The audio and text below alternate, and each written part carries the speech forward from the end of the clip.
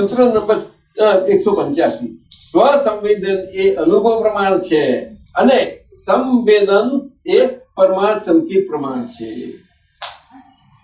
સંવેદન એ પરમાર્થ સંકેત પ્રમાણ છે. તો એ પછી કૃપા કરીને બંને વચ્ચેનો મિનિંગ સમજાવશો જી. બસ આ એટલું છે. હા, હવે એ છે જો ભાઈ હર્ષદ, સ્વસંવેદન એ અનુભવ પ્રમાણ છે.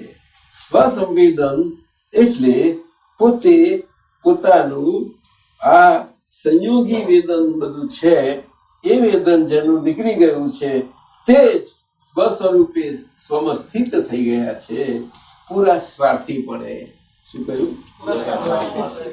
પૂરા સ્વાર્થીપણે, કે જેમાં એમને કશું જ જોવાનું બાકી, લેવાનું જોવાનું કશું બાકી જ નથી રહ્યું, કોઈ ઈચ્છા બાકી નથી રહી. એમના માટે આ વાત છે.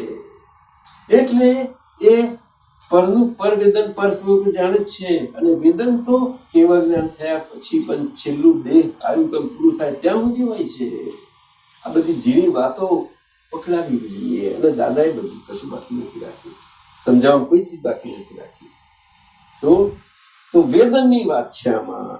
તો વેદન તો આત્માનું પણ છે, એટલે પોતાના સુખનું વેદન. અને આ મહાત્મા તરીકે આપણને આપણે પોતે માલ મસાલો હિસાબ લાયા છે એનું વેદન, બે વેદન છે. એટલે સંવેદન બંને થઈ જાય. એટલે કે પૂતગલનું પૂતગલ વેદન, એનાથી સંપૂર્ણ મુક્ત થઈ ગયેલા, આપણે સ્વાર્થી થઈ ગયેલા એવા પૂતગલના વેદનને પૂતગલ પરિણતિ સ્વરૂપે જોઈએ છીએ અને જાણીએ છીએ.